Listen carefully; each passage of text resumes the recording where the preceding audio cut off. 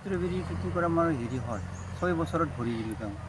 ফাৰ্ষ্টতে মই এনেই 1000 পুলি আনি চাইছিলোঁ। 1000 পুলি আনি চাওঁতে যেনেকৈ লাভৱানৰ খেতিটো দেখা পালোঁ। নেক্সট বছৰত 2000 বাঢ়াই দিলোঁ। নেক্সট বছৰত 2000 আৰু লাভৱান হৈছোঁ। ঠিক আছে, ইয়াৰ মাৰ নাযায় তাৰমানে বস্তুটো, লাভৱানৰ হেৰিটো থাকিয়ে। সেইটো কাৰণে সেনেকৈ বাঢ়াই এইবাৰ 3500 ৰোৱা গৈছে। আৰু লগতে এগ্ৰিকালচাৰ ডিপাৰ্টমেণ্টটো দিয়ে, এইটো লাষ্টত আহি যায় তাহাৰ মালটো। এতিয়া তাহাৰ মালটোৰ লগত আমি আশা কৰিলেই নহয়, তাৰমানে মৰাটোহে বজাই দিব পৰা হয় তাহাৰ মালটো। এতিয়া ক'ত কেনেদৰে বিক্ৰী কৰিছে আৰু কিমান দামত বিক্ৰী কৰি আছে? এতিয়া মই হাউলিৰ পৰা একদম ৰঙিয়ালৈকে মই ভাঙাং, তাৰমানে হাউলি, পাঠশালা, টিহু, নলবাৰী, ইপিনে আৰু ৰঙিয়া, সেইকেইটাত মই ভাগাই দিওঁ তাৰমানে দোকান হ'ল ফল মূলৰ দোকানত।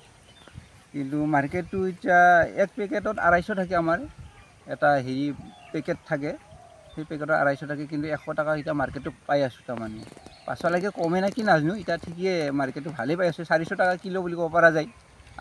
4 পেকেট হ'লে 1 কেজি হয়, 250কৈ থাকে এটা পেকেটত। সেইটো কাৰণে মাৰ্কেটটো এইবাৰ ঠিকে পাইছোঁ, পাছলৈকে কি হয় নাজানো। ষ্ট্ৰবেৰীৰ লগত আৰু কি কি খেতি আছে? ষ্ট্ৰবেৰীৰ খেতিটো মোৰ বহুত আছে ক'ব গ'লে। এতিয়া এই খুলি মাহৰ খেতিটো যেনিবা বেহাৰ আছে, আৰু যেনিবা তৰমুজ আছে, কবি আছে। কবিটো 1 চালান কাটা হৈয়ে গ'ল, বন্ধাকবি।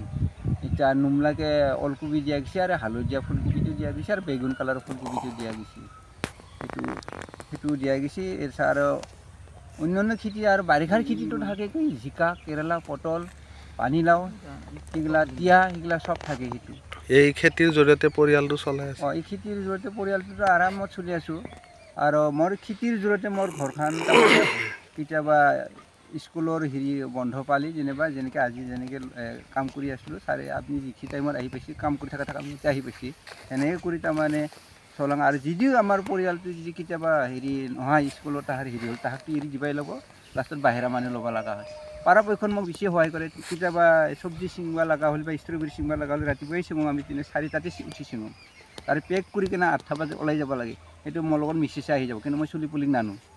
সেইখিনি তাহাক পঢ়া টাইমটোৰে আৰু এনি টাইমটো আমাৰ কামত লগাই নাথাকোঁ। গধূলা হ'ল খেতিৰ জৰিয়তে এইখিনি চলি আছোঁ, আৰু চুলি পুলি পঢ়া আৰু মই নিজৰ হেৰিটো চলিব কৰি আছোঁ। আৰু